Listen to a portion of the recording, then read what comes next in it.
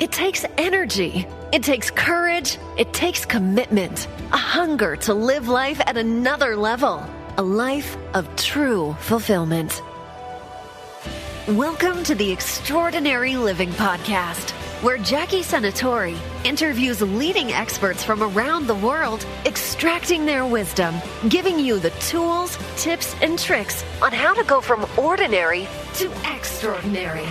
Get ready to start living a healthier and more empowered life. Here she is, your host, Jackie Senatori.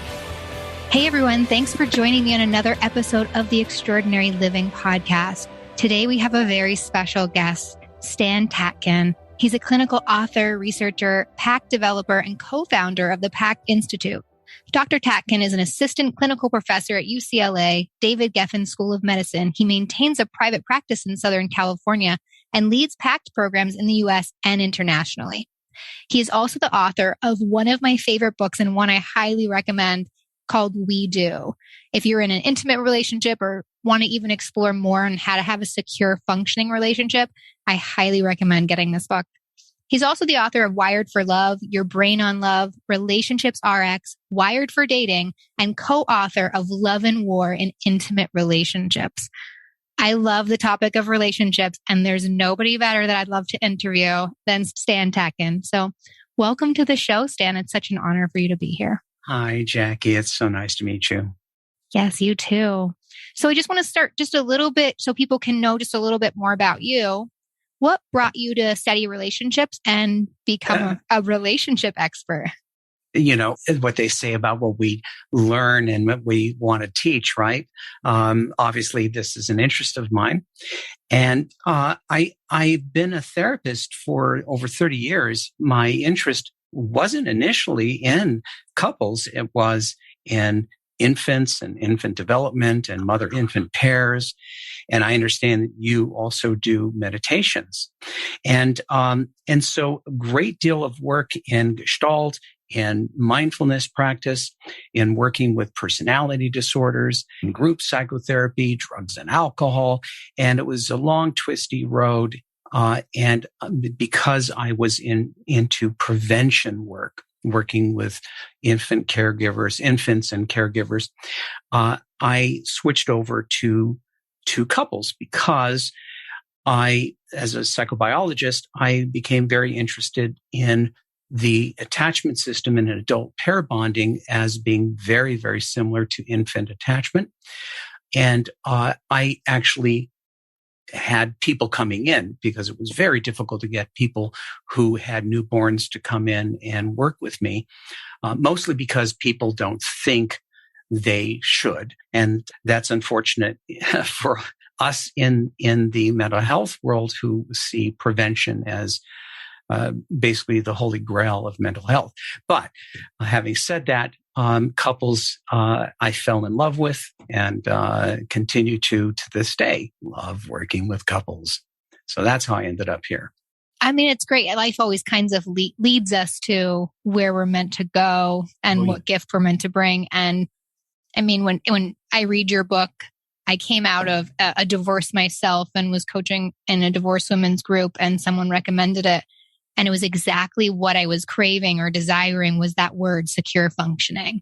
Yes. And it's like, oh, I get it. You see everything that you quote unquote did wrong or how you can grow. And oh, I see how, we are all so wired to protect ourselves that as we get older and reading your book and a lot of the things that you share, realize doing that actually makes the other person so unsafe. And therefore you don't get what you actually do want. Right. A lot of this is really understanding the problems with being human, right? The human condition.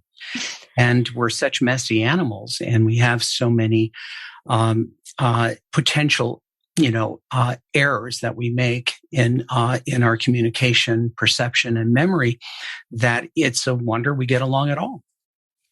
It's true. It's like the thing, follow your gut, follow your instincts, except when it's intimate relationship, because that instinct is actually fear. It's not really the direction to go in. So it takes a mindful thought of reading what you say and then catching yourself in the moment being like, oh, I see, I want to withdraw, but that's not going to create what I ultimately want to.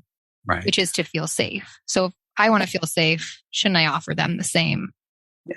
The same. If you think of secure functioning as an alliance, right? It's a team. It's a union.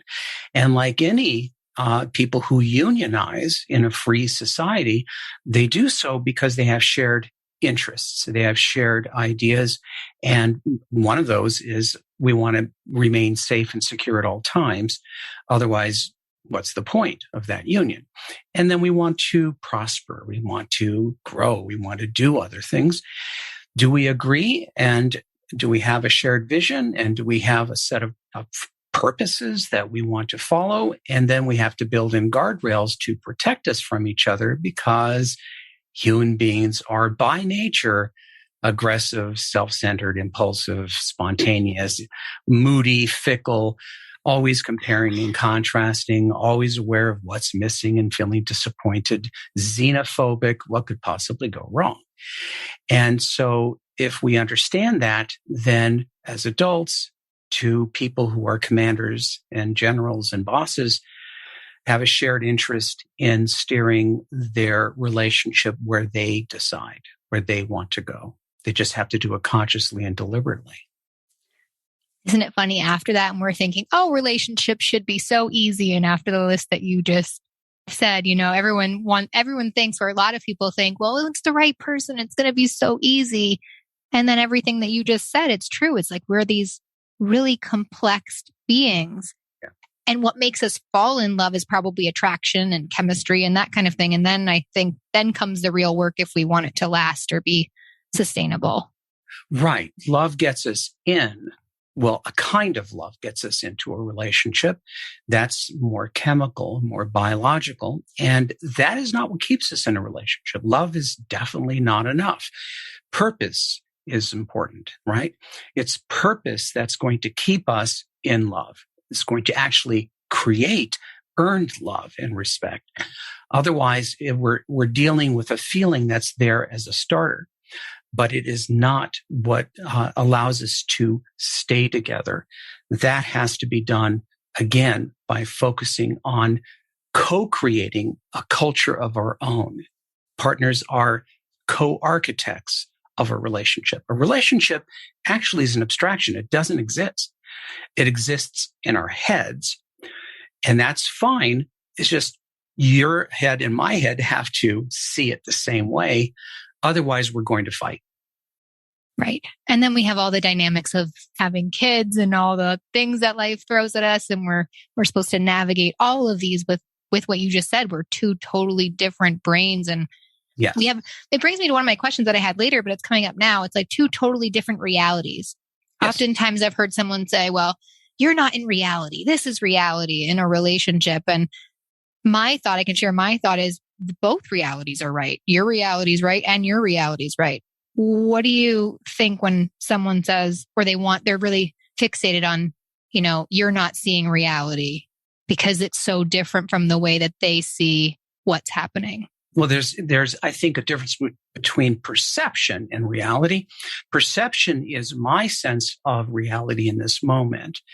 And you can't argue with my perception and win. You can try, but you won't win. I can't argue with your perception and win. Nobody wins an argument over perception. Right. But I have to understand that we have two different brains, two different sets of eyes and ears, and we have different histories, and we're navigating with memory. So we have to understand that being different is, of course, when I hear partners say, oh, we're so different, how could we possibly be compatible? Well, difference is, so what? We're annoying. So what? We're irritating. So what? We're contradictory. Of course. To be human is to be a pain in the butt. So that is just, of course. Now, people have been getting along, being very different, male, female, cat, dog, whatever. You can be anything in an alliance as long as you both are agreeing and you both want the same things. It doesn't really matter, male or female. So we're talking about an alliance based on awareness of differences, but where are we the same And where do we both agree? What do we both want? And what do we both never want? Right? This is what we are going to do, and this is what we're never going to do. So say the two of us. That has been done since the beginning of civilization. Even arch enemies have done this. So we're talking about two people, not 10, 100, million people. We're talking about just two people coming together and sculpting a culture, an organization that is fair and just and sensitive, collaborative and cooperative. That is it. If that's hard for you, then maybe you're not fit for a union. But most everyone is if they want it. That's the truth. The bottom line is that if you want it and you want to make it work, you will find a way too. I love what you said about what do we both want, and then what do we both not want. And if we can reach an agreement, then that whole belief system, or too different, or a lot of people think they have to have the exact same interests to be together. Or they have to agree all the time. And to me, I think that creates a little bit of a boring relationship. I actually never really fought in my marriage, which was even more interesting and when you have sometimes more disagreements or you're speaking your truth more, sometimes there's more passion, there's more connection, there's more, when you overcome, for me anyway, when you overcome those little hurdles of not agreeing, the connection gets deeper. It's deeper than if we both just get along all the time. Differences are a feature, not a bug. It depends on your attitude. So my wife and I, Tracy and I, are very different. We grew up in the same neighborhood. We went to school together in junior high and high school, but we're very different. Our cultures are very different. Religion's very different.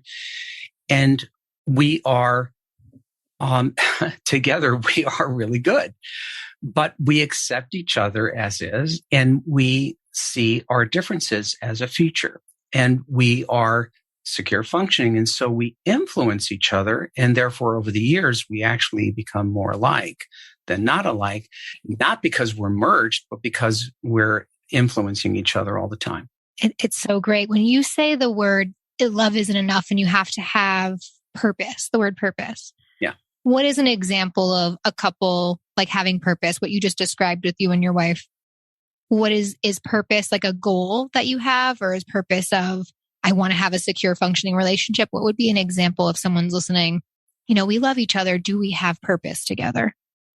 Well, one purpose for mammals, and particularly human primates, is to pair bond or unionize because it's a dangerous world and a dangerous life. So if we could be lone wolves, we would do it, but that's not our makeup. So we are attachment animals. We attach out of necessity, out of survival. And so one such reason for being interdependent or unionizing is we're better together than apart. We are going to protect each other in public and private. That's our purpose. That's a purpose. Otherwise, it's a dangerous world. We're going to do things for each other that nobody out there will ever do unless we pay them a lot of money. But it's free because we're going to agree to do it, and we're going to agree to not do things that are harmful to each other. That's been a basic purpose for people getting together throughout history. So the basic reason is we're a survival team. But then we want to thrive. It's not just enough to survive. We want to thrive. We want to make each other the best we can with the way we want to be. So I put all my money on you.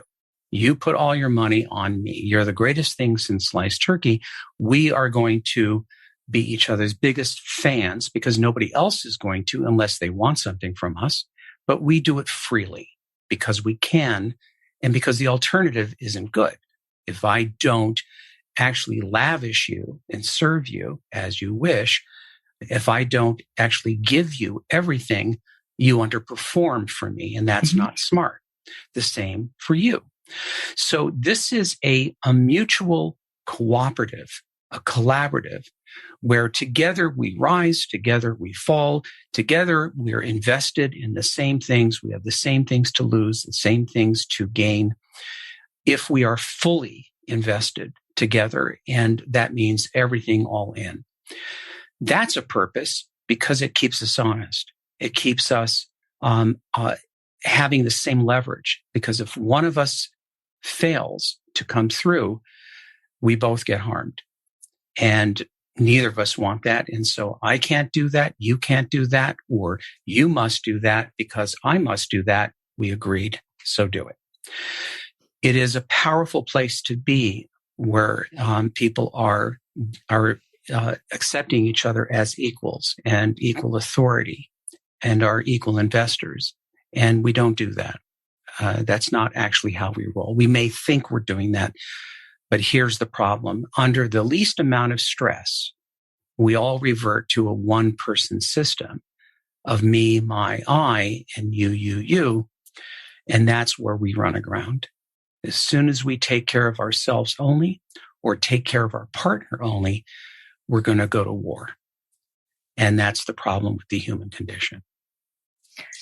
Wow, Stan, that is the truth. I'm listening to that and it's just like, yes, that is the exact truth. And it's about navigating all the things that take us away from that truth. What comes to me is when a woman has a baby or a new baby and they're exhausted and they start putting their attention into the child and maybe not their spouse, and the relationship can get rocky. But it's about coming back to what you said. Like if what you said is the core, and even though sometimes people can get off of that or someone gets sick or whatever it is that life throws at them, does it sometimes in a relationship, maybe some person will feel like, okay, right now I feel like I'm giving more than the other person has to give. I know you talk a lot about don't be transactional or count what you do or what they do in that kind of way. So I guess my question is, if when someone feels like, oh, I really want to give, but they're not giving in return, what does that person do in that relationship? If the relationship is secure functioning, we're focused on the relationship, not the person. Therefore, our agreements are everything, not feelings. We're setting up a sense of purpose for everything we do. And the set of purposes that we have are based on principles that protect us both and set the bar high enough to where we want to be better, where we want to have more. Now, how we do that is secondary. But first, do we want this thing? Do we want to do business this way? Do we want to avoid things like betrayal? Do we want to avoid things like harm? How will we do that? So we're conducting ourselves according to purpose and principles, not feeling. Therefore, whatever we set as the right thing to do in any given circumstance, we do regardless of how we feel. So let's say you and I decide we want to make sure that we are doing loving, affectionate, romantic things for each other throughout each day, because that needs to get done. I'm signed up. I love it. Yeah. So now the question is, other than whether we agree, how do you want to feel loved and romanced, and how do you want me to be affectionate, and how do I want that? Okay. So that's your way, my way are different, but we both want it. The second thing is to ask, is there any downside to this? No, there's no downside to doing that throughout every day. What about, is there any downstream effect that we should look out for? Because we have to think about the future. Is there anything that could cause problems by doing that throughout every day? No. What about, should we do that if we don't like each other? And the answer, of course, would be yes. What about if I hate you? Yes. What about if we just broke up? Yes. What about if I'm not feeling well? Yes. Now, this is something that people would have to grow up with, because when we're dealing with purpose over feeling, that's character. We're doing the right thing when it's the hardest thing to do. And that is when the relationship begins to become awesome. That's when we are truly protected, because it gets done no matter what, because it has to. You and I have a problem. Sometimes we don't repair or make up very quickly. I withdraw for a day or two. That's not good. Bad for our health, bad for the relationship. There's no good downstream effect. There's no upside. And so let's decide, let's put together a principle that 30 minutes tops where we have to come back. One of us has to come back. The other person has to cooperate and just signal that we're okay. We don't have to solve world peace, but we have to, I can say to you, okay, I'm really mad at you, but we're good. That's all we need. And it has to be done within 30 minutes, no matter what. That's a principle. That's written in stone. That's our culture. That's what we do. That we do no matter how we feel. How important is that? That it gets done. The other night, I was so angry at Tracy. I was so mad. And she, when she gets tired, she just goes to sleep. And she said, you know what? I just got to go to sleep. And I was just fuming, and she goes to sleep. And I'm thinking, okay, I'm so mad. I want to punish her. I'm fuming. What can I do? She leaves me here holding the bag and everything. And then I'm thinking and I'm suffering. And I know that suffering is actually self-harming. And so I remember that when we are angry at night, we're going to at least touch toes. And so I reach out and I grab actually her hand. She squeezes it back as she's falling asleep, and I feel an immediate relief. Not only do I feel relieved because I'm not going to suffer all night, which would be stupid, but something I would have done in the past, but I also feel like a better person. I feel like, I am better than that. So I not only felt good about myself for rising to the occasion and overcoming a natural human stubbornness and righteousness, but I also saved myself probably some hours of life, because when we are in that kind of stress, when there's a breach in our relationship, in an attachment relationship, there's an existential crisis we don't realize. But if on a biological level, if we did a blood urine sample, we'd prove it, that during that time, it's not neutral. We're actually edging closer to illness and death. So you do the right thing, and that is you reach out and you grab the hand and you talk about it the next day.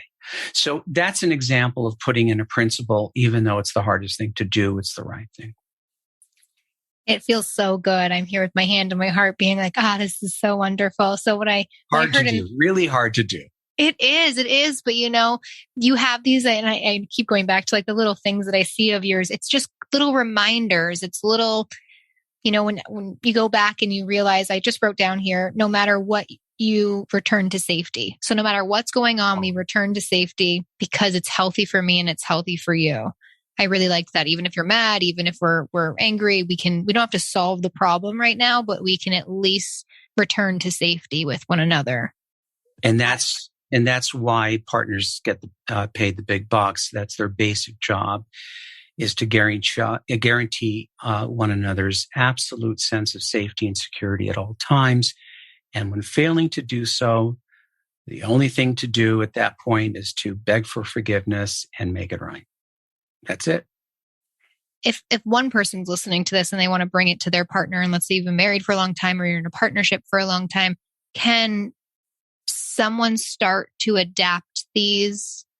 I guess what I'm trying to say is, if one person really wants to have a secure functioning, can they create that in the relationship if the other person isn't so, I don't want to say into it, but might be, I love the touch toes part. So if it's like, can we set that principle, and the other person, when they get upset, they're too upset and they're like, no, it's not important to me. First things first.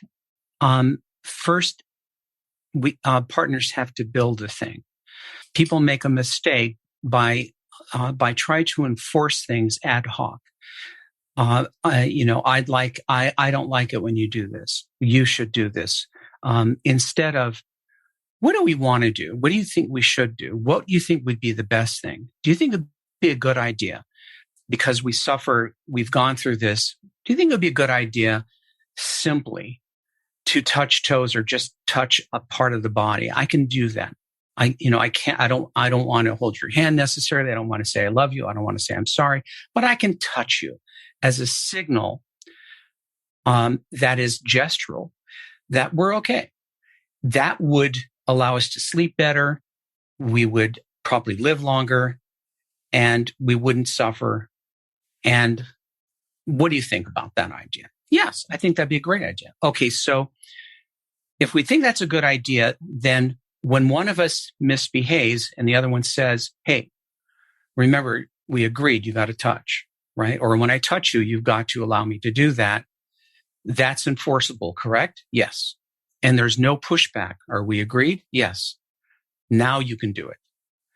But you cannot do anything unless both of you are fully on board with the idea, or the agreement will not work. People will break agreements not because they're liars and cheaters, although that's possible. It's usually because the agreement was not done right. Was not done mutually, it sounds like, or was not done with a question is more of a command. And nobody really likes to be done. It has to be done thoroughly. You have to be fully on board and you want this thing. And we've gone through it and we've talked about, what could possibly go wrong and gone through the details of what it means and so on. It's a go. And now we can enforce it. But if it's slipshod, it's not going to work. If I try to get an agreement from you and you go, sure, I'm setting myself up for trouble. It's got to be better than that. If I want you to do something you don't want to do, I've got to make it right. Otherwise, I'm setting up a problem. I've got to make it right for you, win-win, or I'm going to have a problem downstream. So if you just go, all right, that's a bad deal for me. So I don't want to look back on this and litigate it. I want us to go forward without residue, without looking back. And I want you fully on board. So how about if we do this? How about if I make it worth your while? What about that? We don't do anything, you and I. That's another principle. You and I don't do anything. We don't move until we get each other fully on board. Now, that sounds like a lot of work, but it really isn't.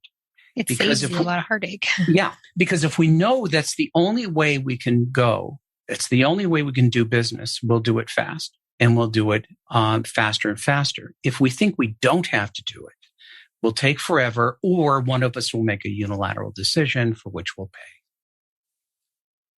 And the famous quote of the quality of your life is based on the quality of your relationship. And it's just when our relationship is secure, we're healthier, we're more energized, we're able to achieve more, I think. When the relationship isn't secure and there's a drain, or we don't really feel that. Well, I always think of it as almost like a charging station at night is like my little joke. We feel like we return to our charging stations, and you can go into life really focused and really present. Anybody knows when your relationship is rocky or not, or something's, draining, and it affects all the areas of your life. Yes. We know through now decades of research and along a longitudinal study that still is going on at Harvard Medical School since the 30s, we know that in the study of happiness, longevity, and mental and physical health, there's only one thing that links all of those things across the board with all human beings, and that is the presence of at least one secure functioning relationship. Without that, we die sooner, we're unhappy, we're going to get sicker, both physically and mentally. And this, we know, this is a fact. So it's not a luxury that I'm talking about here. This is an absolute necessity. This is about health, happiness, financial stability, safety, security. Any other way of playing this cannot work. Any other way of playing this is too unfair, too unjust, too insensitive, and there's going to be resentment and a buildup of threat in all relationships unless people learn how to work together collaboratively and cooperatively at all times, especially when under stress. And that's the hardest. It is. It's that saying. It's it's easy to love someone when everything's going good. It's just when things are not going good, that's when your true skill set and the muscle that's developed gets worked. What do I do when I don't like you? That's character and that's principle. It's not about feeling. It's not about love. And everyone's definition of love is different anyway. So it's not about that. And you mentioned people who are really good at this and until there's certain load bearing and then the wheels come off. And that's common. So we call those people naturals. They're natural at doing this stuff, but because there was nothing actually made deliberate and conscious, as soon as there's enough load bearing, the couple fragments. So this is about being prepared. This is about having real discussions, policy-making discussions, real thinking ahead of what could go wrong and what has gone wrong, and constantly building out the relationship as you go to make it good for both people. That's an active, creative prospect. And most people do not think they have to do that. Right. Until it's one relationship after another. And then finally you're like, hey, I really want to start watering this part of my life because I desire to have that stable partner, that person that is home. Right. When you are hurt by something and you want to address it with your partner, whether it's, male, female, whatever direction it is, how can you share something that might, I don't want to say hurt their feelings, but a hard topic? How can you address that or communicate that without it leading to the other person feeling like they failed, or like the male from studying the masculine energy? It's like, if I don't please you, or if I'm not making you happy, I'm perceiving that I failed. And I've experienced that in my own partnership of, I failed you. I'm like, you didn't fail me, but I see how that comes across that way. I just want to tell you that I would like this differently, or that hurt my feelings, or that. How do you communicate without making things worse or causing more disconnection? So when you already feel disconnected and you want to bring the connection back, but talking about it somehow makes it worse or makes it more disconnected. The magic formula, to just put this in a nutshell, the magic formula is secure functioning. I have to take care of you and myself at the same time, or I'll get nothing. I have to continually think of you at the same time I'm thinking of myself, or we're going to walk away with nothing, or we're going to fight. If people just understood that as a basic human idea of all close relationships, they would actually do much better. So I have to be an expert on you, Jackie. It has nothing to do with gender. I look forward to the day when we start to strip away the gender ideas. Right. It makes for good book sales, but it actually is bullshit. This has to do with knowing Jackie. Where is Jackie vulnerable? What in Jackie's memory is going to get triggered? Because I know Jackie. I know the animal I'm with. I'm a Jackie whisperer. I know exactly how to approach her. I know what she's afraid of. I know what bugs her about me. I know how she reacts to me. I know what tone of voice she responds to. I know my movements. I know what dangerous words and phrases not to use. If I don't have that information, I'm an idiot, because I'm going in and I am behaving as if I don't know you and I'm not an expert on you. That right away is a problem. It's a career choice. I need to know you and I need to pay attention. I also have to consider you at the same time. So I'm angry with you, but I also know how you deal with my approach, and I'm going to approach you in a way that you don't feel threatened. Otherwise, I've lost my audience. So, sweetheart, I love you. And it really pissed me off what you did. It really hurt my feelings. Please, let's not do stuff like that. Okay. Now I can do that. That's a basic general thing, but I'm also talking about a we and an us. It's not just, I know you don't like it. I don't like it. So let's just not do that. Now, if it's repeating, as will happen because we're automatic creatures, we're fully automatic every day. That means we're running by memory and recognition systems. and we're going to do stupid things without thinking about it. Not because we're evil, but because we're automatic. I'm not going to remember, so I'll suggest to you, next time, can I just cue you if you do that again? And if I do, will you yield? Will you cooperate with me without pushback? Yes, you say. Good. Let's go have dinner. It's over. So that you and I are constantly working on a problem, but we're not working on each other. And the mistake that people make is they start working on each other, and that's war. As soon as I do that, it's over. Because you're going to be compelled to protect your interests after I have shown you I only have interests for myself. Right. You understand? Yeah. And so how to make the person feel like their feelings are just as important as yours, and you want to come to this conclusion of balance with honoring both people. I smiled during that. I remember I love the expert on the other person, and the way you described it was so perfect. And I've been with my partner for many years now. And so the first few years, I didn't realize that he had a sharper tone than I would have been used to. But then I realized somewhere in there that he was just hungry when that happened. So now anytime he's hungry, he gets shorter, if I don't want to call it snappier, but less resourceful. Just carry a snack bar in your pocket. I do. I have a Kind bar all the time in my purse. Or if we're traveling or doing something like that, I'll just be like, we're just going to revisit this after we eat. And it's a totally different person. But I was laughing. I was smiling when you were saying that, because it's true. It just takes some time sometimes to really learn, hey, this isn't personal. I just am not resourceful when I'm tired or hungry, or, for me, it's something different that he's good at. But it is, I think you just care to learn about the other person and care to learn about these things.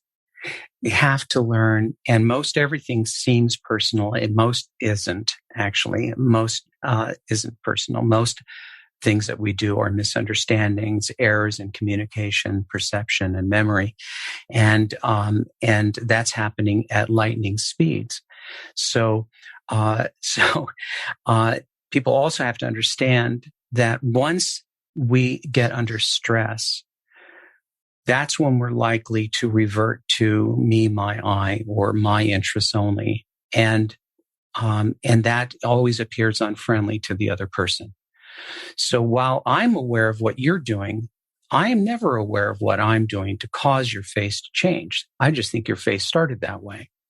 So this is a system that is reacting to itself, but we don't know that.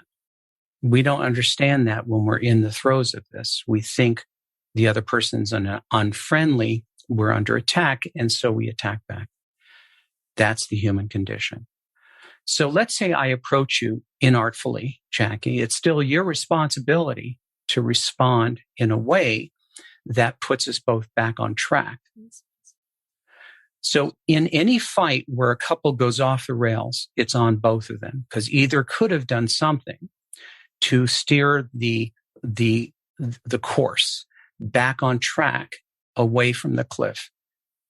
I know we want to blame the other person.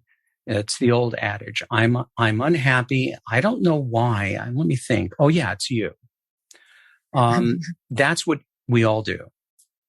We always look to blame the other person and fail to see that we're part of the problem always. In couples, there are no angels, no devils. Where there's one, there's always the other. And so it's a different way of thinking. It is. I really love your bit on memory isn't reliable. That's something really big that I've taken away from your work. And you make jokes of it, which makes it even funnier. It's just, I like that one. And I like that everyone's high maintenance. Like, don't think the person at work, oh, they're so easy. It's like, yeah, because you're not in a relationship with them yet. Definitely. But I love the memory isn't reliable. And I had someone once say something back. They're like, well, then we should just journal everything that happens every single day. Both of us sign it. So when we can't remember it, we can go back to that journal. And that's real friendly.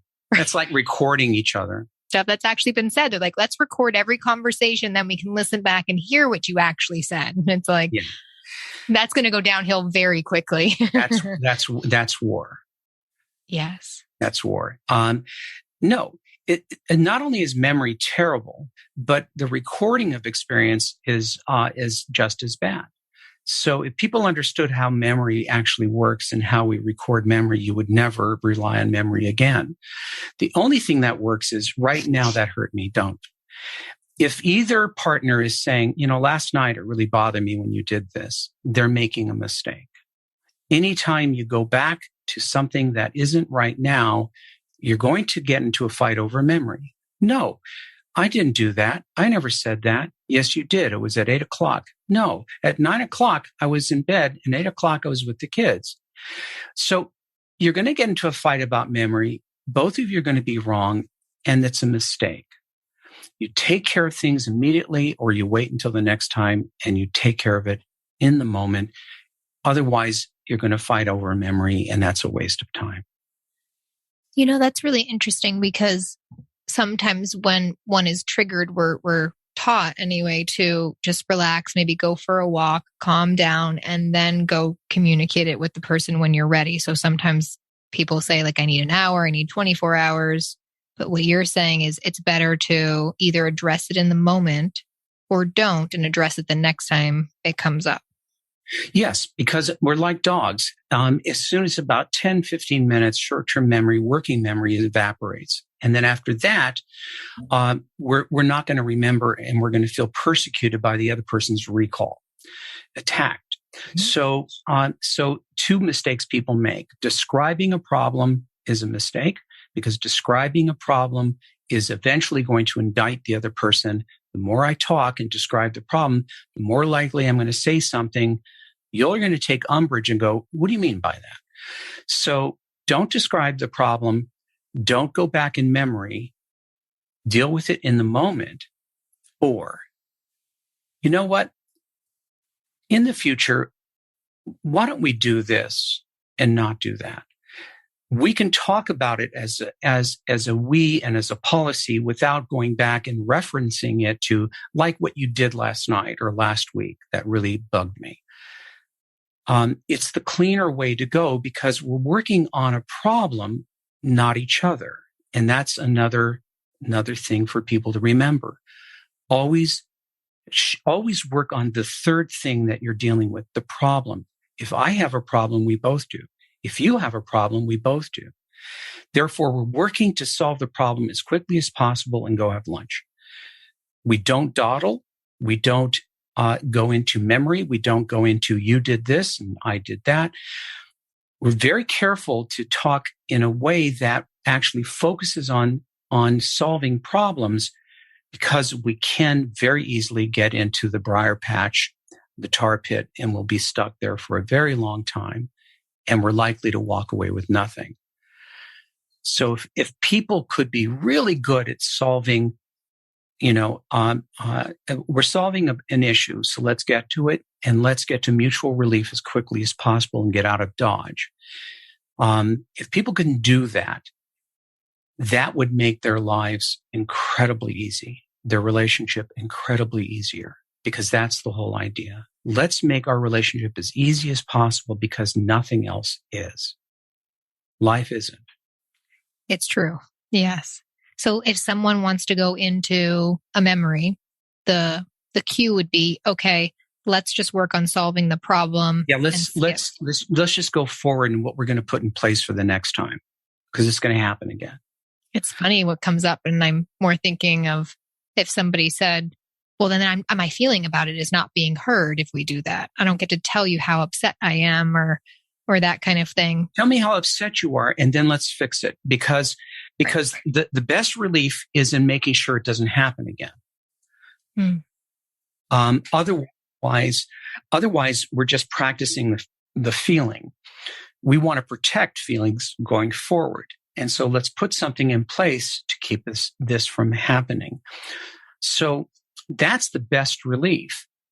Otherwise, I'm just dumping on you. And if I just dump on you, what am I doing? I'm taking care of myself only. What's going to happen? I'm going to get punched in the face next. Because no bad deed goes unrepaid. Mm-hmm. Everything I do to you is coming back at me. There's nothing I can do to you that won't return immediately or real soon. This is the principle of unfairness or insensitivity. Therefore, I do have to watch where I go. I can't say everything I want. I can't swing my arms around and hit you in the face because you're going to hit me back. Right. Now, I can argue about that, but reality will tell me it's going to happen every time because this isn't childhood. We're adults. You are a commander. I'm a commander. I don't talk down to a commander. I don't ignore or dismiss a commander or a general. I talk with respect. If I don't, I could be court-martialed. But besides, if we have kids, when generals don't get along, soldiers die. When parents don't get along and can't take care of each other and work well together, kids suffer. 100%. Even co-parenting. It's just so true. Kids feel everything and they're watching everything. So they're watching everything and they're going to do like us. They're going to do exactly what they saw. Well, I have one more question. I probably could ask you questions all day, but I have one more. If a couple is really in a good space and one person wants something that the other person doesn't. So for example, the main things, one person wants to get married, but the other person maybe has been divorced and doesn't really believe in marriage or is scared of the legal part of marriage, but the other person that's really deeply of their value. Or having a baby. I've heard that one too, of like, I really want a baby. I really don't want a baby, but we love each other, that kind of thing. How does one navigate that? So the question that came in was, if you've been divorced, how can you heal the fear of making the same mistake again? You want to get married because your partner wants to, but how can you make sure you don't make a mistake and get, the second time or third time? How can you make sure that it's going to be a success to do it? Focus on the relationship, not the person. What's the perfect relationship? Make a list. Cover safety and security. Cover love, affection, sexuality. Cover spirituality. Cover growth. Cover morals. Cover all sorts of things you can think of. And start each sentence with we. We do this. And at no time can there be a feeling word in that sentence, because you cannot legislate feeling. You can only have actionable terms. So we do loving, affectionate, right things for each other throughout each day is actionable. We apologize to each other within 30 minutes after a breach. We protect each other in public and private. That's actionable, right? So, we don't embarrass each other, and it doesn't need to be said, because protecting each other in public and private assumes that means if I don't feel that you covered me, I'm going to say something and you're going to apologize, and we're not going to do that again, because our survival depends on it. You don't want me doing that. I don't want to do that. I don't want you doing it. So what is the perfect relationship? And is this person game? Here's the really important part of your question, and everybody really needs to take this very seriously. The human attachment system is a biological mandate. It is not love. We confuse it with love. It's the I can't quit you biology. It is based in a very primitive infant survival issue, which is why when we break up, there's a part of us that will never understand why someone doesn't love us any longer and why they're no longer in our orbit. You can talk to me till the cows come home. I'll get it. And then I'll go, why 15 minutes later? Because that infant part of us can't understand it, because it's not supposed to happen. It is an existential issue. You and I, when we are in a primary attachment relationship, that becomes a primitive existential bond based in survival. Now, if you want a baby, I never want a baby, that is a deal breaker. If I cannot override that attachment mandate, I'm going to be very unhappy, because I'm putting my fear of loss and abandonment over and above principle. I want a baby. I have a right to want that. You have a right to not want a baby, but we cannot be together. That's a deal breaker. You want to do drugs and alcohol. You have every right to do that. I don't want to, and I don't want it around my family. We're both right, but we cannot be together because we're pointing in two different directions, and that will never work. That's not a good or bad, right or wrong thing. It is just reality. You want to get married. You want a commitment. I don't want that. That's a deal breaker. Anything other than that, we're liable to bend reality and pretend it's okay. And that's like a cancer cell that's going to grow. It's going to get us. So this is really hard because the I can't quit you biology is so powerful. It's to keep people who are abused in relationship, people who are in horrible relationships.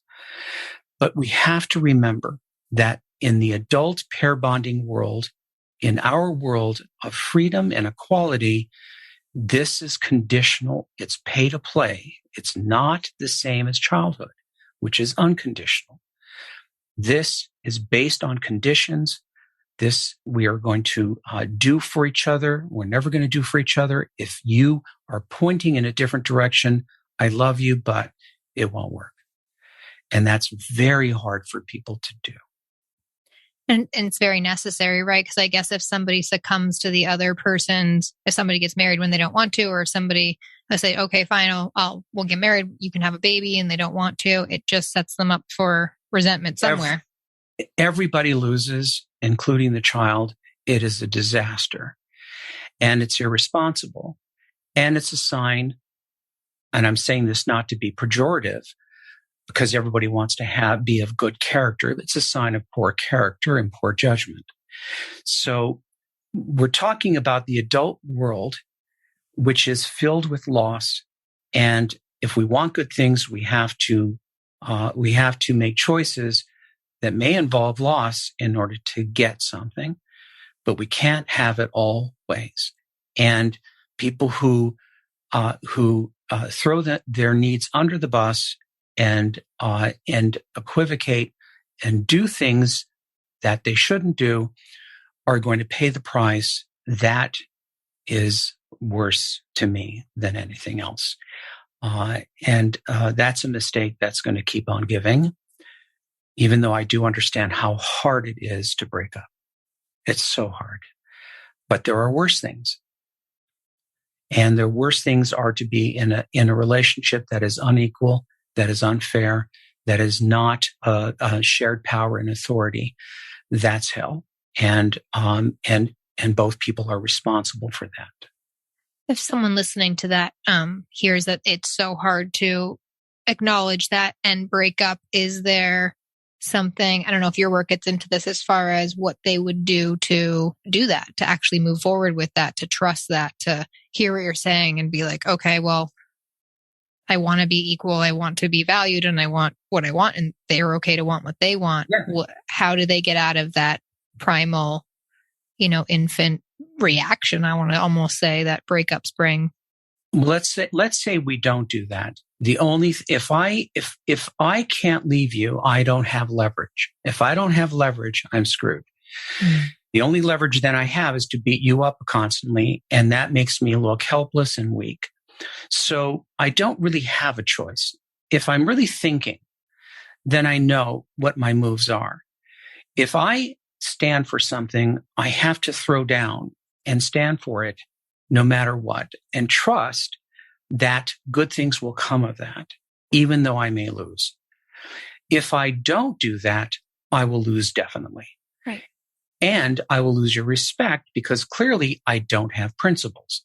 So I'm going to tell you, unless you stop drinking, I'm out. And I'm willing to prove it to you. You actually have to do it. I have to do it. Only then can I find out what's possible.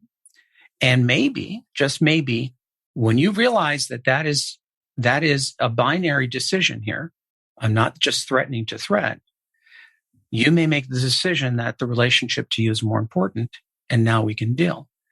But that's because I took a stand for the relationship that I think we both should have, not just me. And that takes courage, that takes strength, it takes leadership. And when I'm with partners, I expect them to be leaders, no passengers. They're both driving this vehicle. And again, that's a must. And it's really hard. But then so is getting what you want. If you want a good life, it's pay to play. You have to raise the stakes. You have to raise the bar and meet it. Just take a stand for yourself. So if someone did do that. And for the relationship, right? I think it's better for you too. But if you don't, that's fine. And it's being truthful and honest rather than doing something or not doing something, like you said, and that's a definite failure. So if someone stands in their power like that in a way, and the person comes around and says, you know what, I want to be with you, I'd absolutely get married because you mean more to me than my fear of, marriage failing or whatever. Yeah, I will. You know what? It's fair. You're scared, but I'm going to give it, 6 months, 3 months, whatever. And then I'm out. So think about it, but there's a time limit. I'm setting it hard for me, hard for you, but that's it.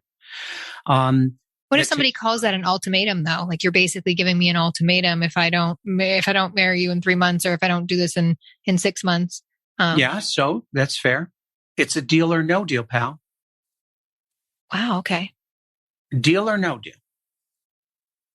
That's what a union of equals is. Deal or no deal.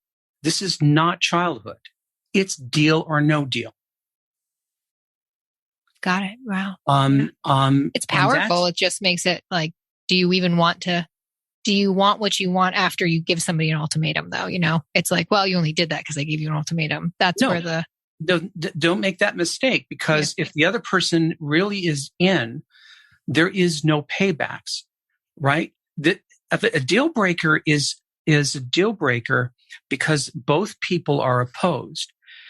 The deal breaker goes away because I decide, okay, you have to make sure, and you have to vet me to make sure this is not coming back to bite you. Because are you okay because you are okay, or are you okay because you're just afraid right now of losing me? Because don't do that. I've already risked this for fear of losing you. You have to also stand by this, because we do not want to revisit this ever, right. Ever. That's not fair to either of us. And so rather than speak for the other person, you're making sure that once we go deal, there's no going back. We can change the deal later, but then it's not because you said this and I said that. It's a new deal. That's fair. But there's no going back, because we're moving forward fully on board, or don't do it. It's empowerment.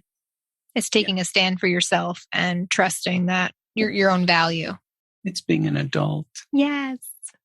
It's fun being an adult in this messy, messy world. Thank you so much. Is there a place, if you want to share, where people can learn more about what you do? Or I love the principles. Do you have, I know it's in the book too as well, but somewhere where people can learn like what all the principles are, or the wonderful examples you shared today that I really liked, the touching toes, just a few of the things to learn more about you and all of that you. I'm finishing a new book as we speak. It'll be out next year. And that's a book of complaints, and it has all this in there. It's broken down by complaints. And so that will be out. I can't say the title because I don't know it yet. Right. But Baby Bomb, by the way, is out. Kara Hoppy and I wrote that for couples with the first child or second or third, whatever, focused on the couple, not the baby. If people want to reach me, they can do so at Stan at the PACT Institute, PACT Institute.com. If you want to go and do couple retreats, Tracy and I do those worldwide throughout the year. You can find them there. If you want to train as a therapist, we do that worldwide. You can get that information there. And Dr. Stan Tatkin, anywhere, Instagram, Twitter, Facebook, LinkedIn, whatever. You have an awesome Twitter. I know I've said that, but I'm going to say it again. Yeah, I really thank do. you. I thoroughly enjoy it. You're my first click on I'm like, what's Stan's message for me today? And it's always a good one. And I totally we have a wonderful team, by the way. I am everybody that is around me is part of this team, and I couldn't do it without them. Yes. Well, thank you. And thank your team for all you do, and go get the book We Do. On my recommendation, I think it's pretty life-changing. Thank you, Jackie. And it's so lovely meeting you. And warmest wishes to you for a happy holiday and New Year. Yes, you as well. Thank you so much for being here. Thanks for listening to the Extraordinary Living Podcast. For show notes for this episode and all past episodes, head over to JackieSenatori.com. Thanks for listening, and we'll see you next time. Until then, take care and be well.